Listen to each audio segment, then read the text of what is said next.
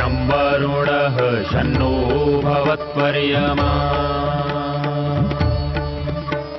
शन्न इन्द्रो बृहस्पतिः शन्नो विष्णुरुक्रमः ॐ शान्ति शान्ति शान्तिः।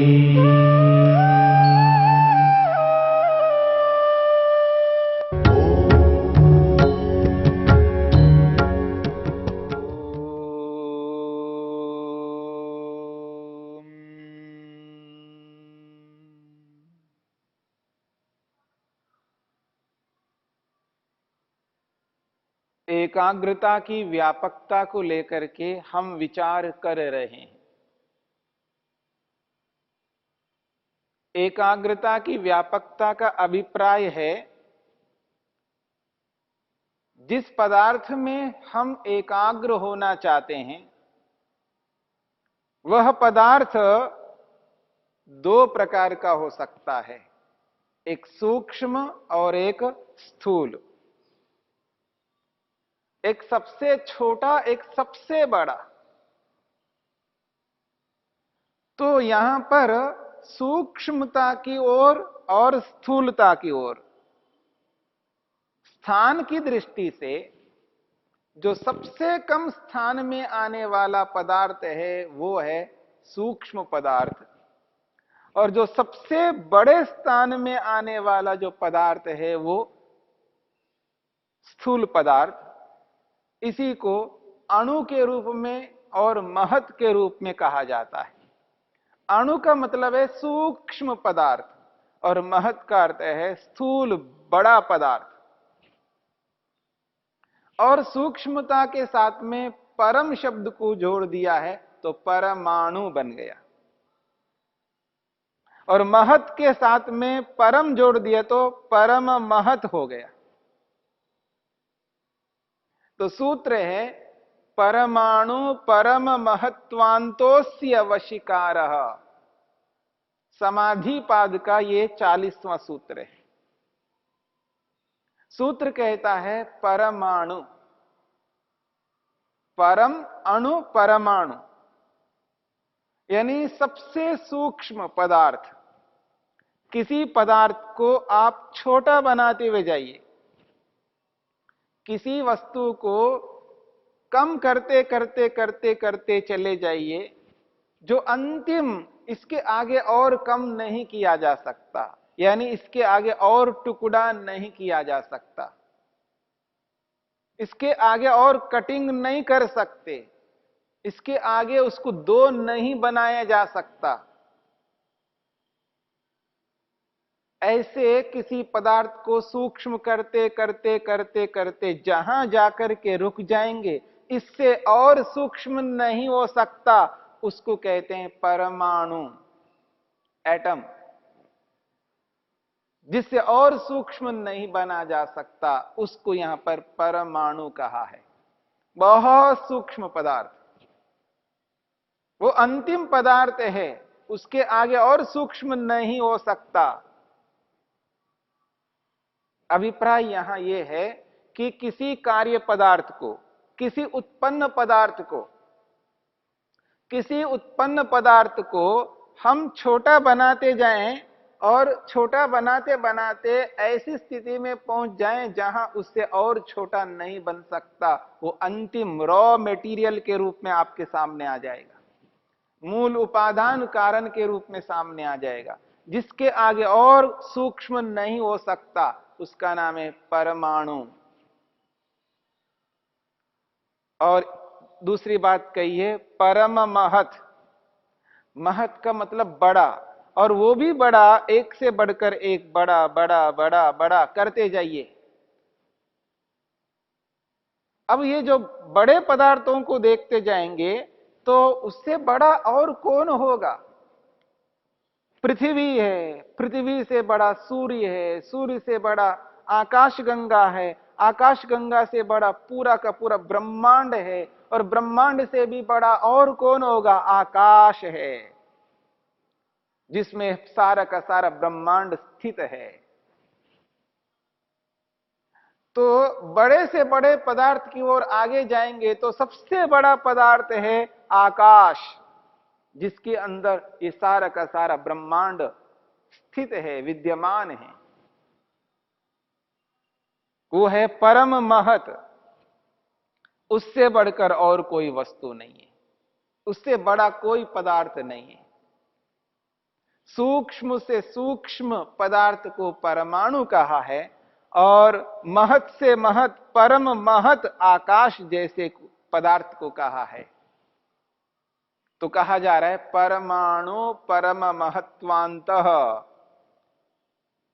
सूक्ष्म से सूक्ष्म पदार्थ में और स्थूल से स्थूल महत पदार्थ में अस्य, इस मन का, यहां सूत्र में अस्य शब्द मन के लिए आया है। अस्य मनसः, इस मन का वशीकारः, वशित्व हो जाता है, वशीकरण हो जाता है। यानी सूक्ष्म से सूक्ष्म पदार्थ में और स्थूल से स्थूल, बड़े से बड़े पदार्थ में मन का नियंत्रण हो जाता है।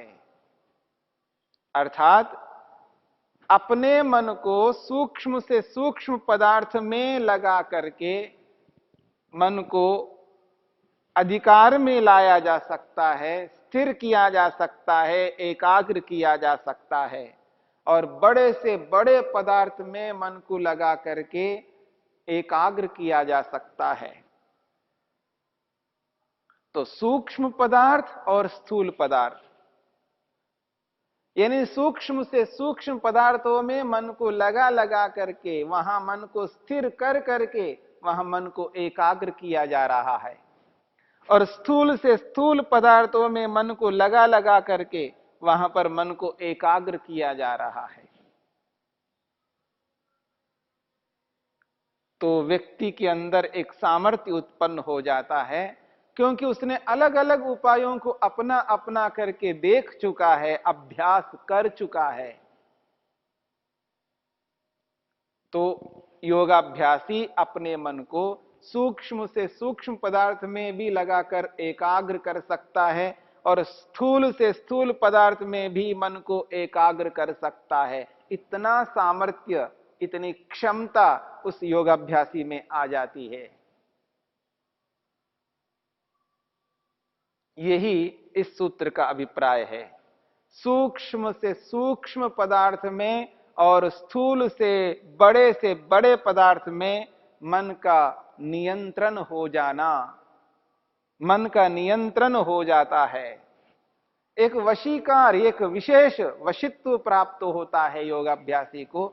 वह व्यक्ति अपने मन को नियंत्रित कर लेता है, जिसमें चाहे उसमें मन को एकाग्र कर सकता है। यही मनोनियंत्रण है। मन पर एक अधिकार प्राप्त करता है योगाभ्यासी, और यह विशेष अधिकार है।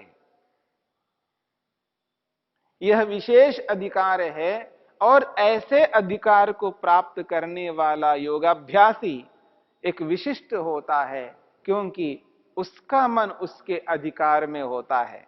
अब वह व्यक्ति ये नहीं कह सकता है मेरा मन नहीं मानता, मेरा मन चला जाता है, मेरा मन रुकता नहीं है। जिसमें मन को लगाना चाहता हूं उसमें नहीं लगता है, जिसमें नहीं लगाना चाहता हूं उसी ओर मन जाता है। मेरा मन अनियंत्रित है, मेरा मन चंचल है। ये बातें नहीं बोल सकता, क्योंकि उसने अभ्यास किया है, विशेष अभ्यास किया है। इस स्थिति को समझने की चेष्टा करनी है। और यह स्थिति तब आती है जब इन सभी उपायों को अपना करके उसने देख लिया है, अनुभव कर लिया है। मैत्री करुणा मुदितोपेक्षा नाम, यहां से लेकर के स्वप्न निद्र ज्ञानालंबनम वा तक जितने उपाय बताए हैं, उन सभी उपायों को अपना अपना करके देख चुका है।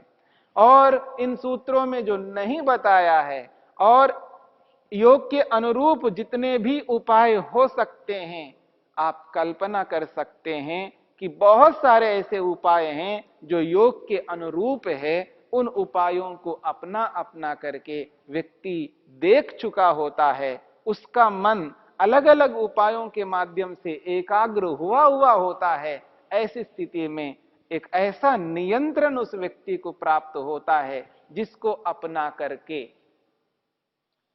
योगाभ्यासी सूक्ष्म से सूक्ष्म पदार्थ में और स्थूल से स्थूल पदार्थ में मन को एकाग्र करने में सक्षम होता है।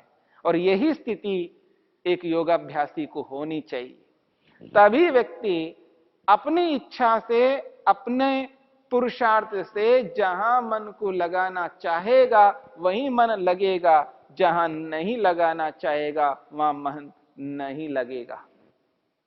पूर्ण नियंत्रण मन पर रहेगा। ऐसी स्थिति को जब हम प्राप्त कर लेते हैं तो हमारा मन ईश्वर में भी एकाग्र हो जाएगा। यानी जहां चाहे वहां मन को एकाग्र कर सकते हैं। तो ऐसी स्थिति आ जाती है, यदि हम ये चाहेंगे कि अब मैं मन को ईश्वर में एकाग्र करना चाहता हूं, बस अनायास अपने मन को ईश्वर में एकाग्र करके ईश्वर का ध्यान वो व्यक्ति उचित रूप में करेगा। जिसे ध्यान कहना चाहिए, जिसे जप कहना चाहिए, जिसे भक्ति कहना चाहिए, उस व्यक्ति को ये स्पष्ट हो जाता है। वो भक्ति को, जप को, ध्यान को ध्यान के रूप में ही कर पाता है। उसी व्यक्ति का ध्यान यथार्थ में ध्यान बनता है और वही ध्यान एक स्थिति के आने पर समाधि के रूप में परिवर्तित होता है। और जब वही ध्यान समाधि के रूप में परिवर्तित होता है तो आत्मा का साक्षात्कार हो जाता है, परमेश्वर का साक्षात्कार हो जाता है। उसी साक्षात्कार के लिए ये सारा का सारा अभ्यास है। उसी ईश्वरीय आनंद को पाने के लिए ये सब कुछ उपाय हैं। इन उपायों को अपना करके उस स्थिति तक हमें पहुंचना है। और उस स्थिति तक पहुंचने के लिए व्यक्ति इन सारे उपायों को अपनाएगा और अपनाना ही होगा, ताकि कब किस परिस्थिति में कौन सी ऐसी घटना घटेगी, वहां पर हमें कैसे उपाय को अपनाना है इसका बोध उसको होता है। इस कारण से वो कभी हताश निराश नहीं होगा। उसे ये बोध रहता है किस परिस्थिति में कैसे उपाय को अपनाना चाहिए। इसलिए वह व्यक्ति विचलित नहीं होता है। वही व्यक्ति अपने आप को बनाए रखता है, वही व्यक्ति अपने मन को सात्विक बनाए रखता है, वही व्यक्ति अपनी बुद्धि को अपने नियंत्रण में रखता है, अहंकार को अपने नियंत्रण में रखता है, इंद्रियों को अपने वश में रखता है, अपने शरीर को योग के अनुरूप बनाए रखता है। उस स्थिति तक हमें पहुंचना है। इस बात को समझने की चेष्टा करनी है। अब आइए, जो सूक्ष्म से सूक्ष्म पदार्थ में मन को एकाग्र किस प्रकार किया जाएगा, एक स्थूल उदाहरण को लेकर के हम विचार करते हैं।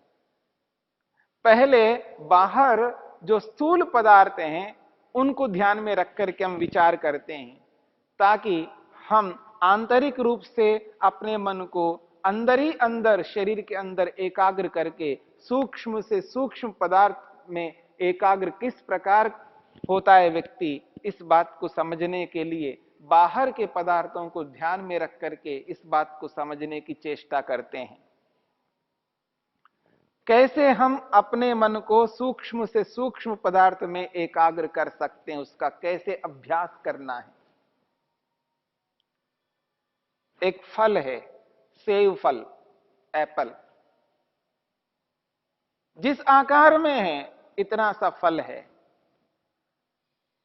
आंखें खुली हैं, हम इधर उधर अपनी दृष्टि को ना डालते हुए अपनी पूरी दृष्टि, फोकस केवल उस सेब के ऊपर लगाना है, उसी को समझना है।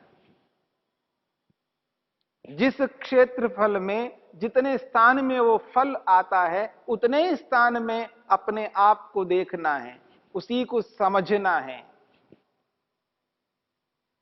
और वही हम उससे और छोटा करके एक बेर होता है, बेर फल, और बेर में मन को एकाग्र करना है। कर तो हम आंखों के माध्यम से कर रहे हैं क्योंकि आंखें खुली हैं, बेर पर दृष्टि डालनी है। केवल सेव कितना बड़ा था, उसके सामने बेर कितना छोटा है। तो मन को और संक्षिप्त करना है, यानी मन के फोकस को और कम करते जाना है। बस केवल उस बेर पर मन को टिकाना है, यानी आंखों के माध्यम से केवल उस बेर के क्षेत्रफल में ही रहना है, इधर उधर नहीं जाना है। और सूक्ष्म करते जाइए। बेर तो बहुत बड़ा है, लेकिन तिल पदार्थ को, तिल जिससे हम तेल का प्रयोग करते हैं, तेल का मतलब वास्तव में तिल का ही तेल होता है। तो ये जो तिल है बहुत छोटा सा होता है, तिल। अब आप देखेंगे तिल को देखने के लिए और संक्षिप्त करना पड़ेगा, फोकस को और कम करना पड़ेगा। केवल तिल पर केंद्रित होना होगा और कोई विचार आगे इधर उधर देखना नहीं, केवल तिल पर ध्यान देना। और उससे भी सूक्ष्म मिट्टी है, और मिट्टी के एक कण को सामने रखिएगा, मिट्टी के एक कण को सामने रखिएगा। तिल की अपेक्षा मिट्टी का जो एक कण है उसके लिए और सूक्ष्म करना पड़ेगा। केवल उस मिट्टी के एक कण पर मन को केंद्रित करना है, उसकी सूक्ष्मता और कम होती जा रही है। मान लीजिएगा हम एक दूरबीन रख करके देखें और उस मिट्टी के कण से भी और एक सूक्ष्म कण सामने रख लें, तो और मन की सूक्ष्मता को बढ़ाना होगा और कम फोकस करना होगा। केवल उस सूक्ष्म अणु पर, उस अणु पर मन को केंद्रित करना है। तो ये जो सूक्ष्मता है, इस प्रकार की सूक्ष्मता है। जैसे हम बाहर सूक्ष्म की ओर बढ़ते हैं, ठीक इसी प्रकार हम अपने शरीर के अंदर भी सूक्ष्मता की ओर बढ़ेंगे। शरीर के किसी एक अंग पर मन को लगा करके उसी अंग पर मन को केंद्रित करना है, उसी अंग से संबंधित विचार करना है और दूसरा कोई विचार नहीं करना। और शरीर का एक अंग तो बहुत बड़ा होता है, और उससे और छोटा बना करके एक उपांग पर ले जाएंगे, उससे भी छोटा बना करके आप एक ऊतक पर ले जाएंगे, उससे भी छोटा बना करके और एक शरीर का एक अवयव पर ले जाएंगे, और उस अवयव को भी छोटा करके उस अवयव का एक और छोटा अवयव बनाएंगे, मानसिक रूप से, बौद्धिक स्तर पर। तो ऐसे सूक्ष्म से सूक्ष्म, सूक्ष्म से सूक्ष्म पदार्थ में मन को लेते जाना है और उसी में एकाग्र रहना है। यही महर्षि पतंजलि कहना चाहते हैं, सूक्ष्म से सूक्ष्म पदार्थ में मन को एकाग्र करना,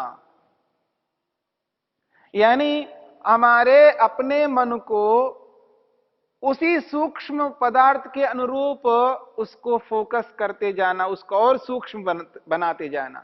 मन की जो दायरा है, जो विस्तार है मन को, उस विस्तार को कम करते जाना, कम करते जाना, कम करते जाना, कम करते जाना, और सूक्ष्म पदार्थ में मन को केंद्रित करना।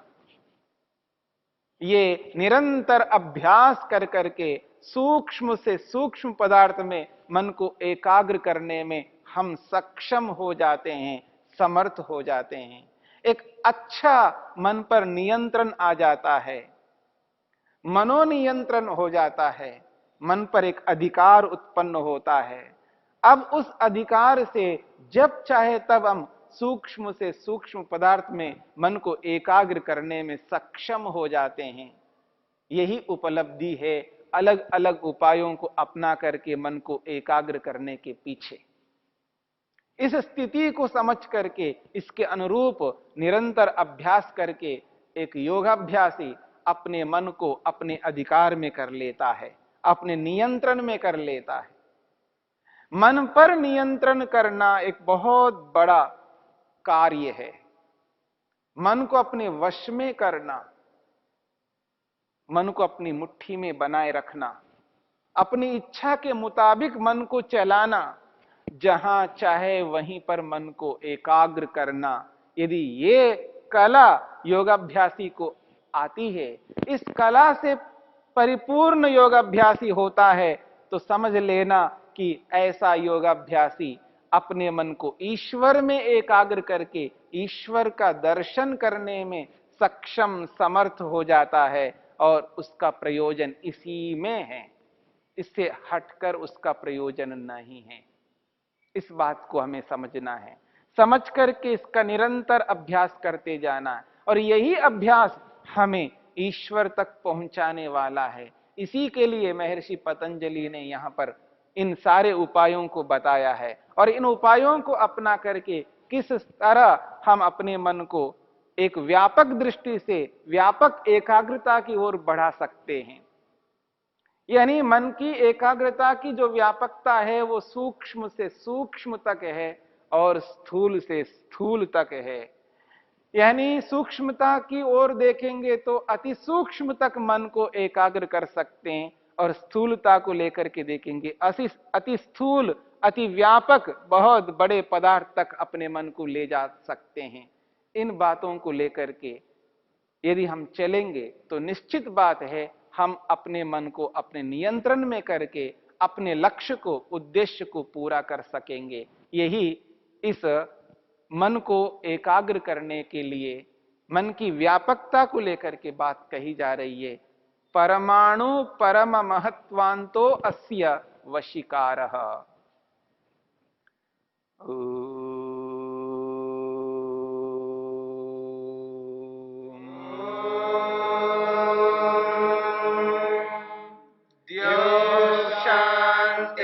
शांतिरंतरिक्षं शांति पृथिवी शांतिरापः शांतिरोषधयः शांतिः वनस्पतयः शांतिर्विश्वे देवा शांतिर्ब्रह्म शांति सर्वं शांति शांतिरेव शांति क्षमा शांतिरेधि।